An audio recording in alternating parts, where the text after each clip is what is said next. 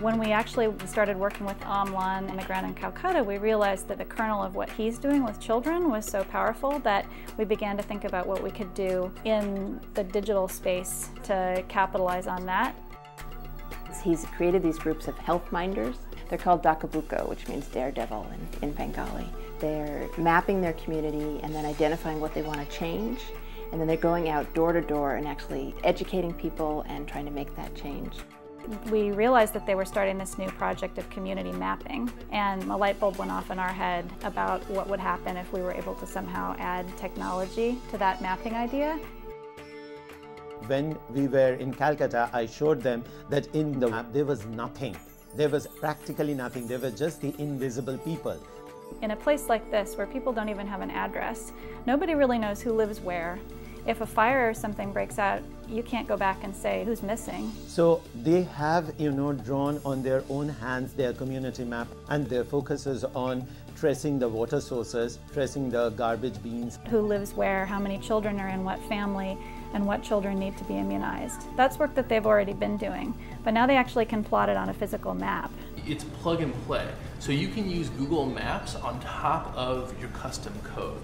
We're creating this web-based tool called Map Your World. The structure of it is map it, track it, change it, share it. So the first part, mapping it, is the kids would map their own community, which means not only are they looking at the positive things they have, looking at the assets, but they're also identifying the problem and what they want to change. The second part is track it, so they identify the problem they want to change, and they would be able to use text messaging to report incidences, and that would go into a central database that could then create reports.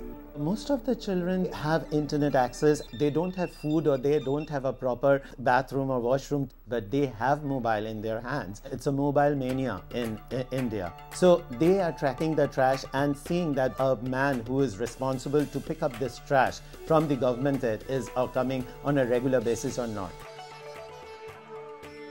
The kids decide what issue they want to take on and improve in their community. And what he's been doing in the past is then putting it into sort of an artistic realm. He'll either put on puppet shows or theater. Then he often brings in the press to shame the government to try to make change. But the technological piece that we've been able to add to this that actually creates numerical data around what he's been doing, I think completely changes it and takes it really to a whole nother level. Because then the data really does become political, and you can print out a report that shows there actually is no trash pickup except for during the election times. A really important part of the project is that they'll also be able to share their story with other kids around the world. Because I never see that, okay, he's a child, what can he do? No, never that. He can change the world.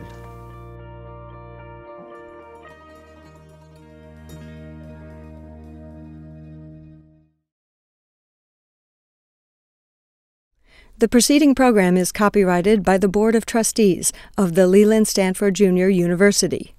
Please visit us at med.stanford.edu.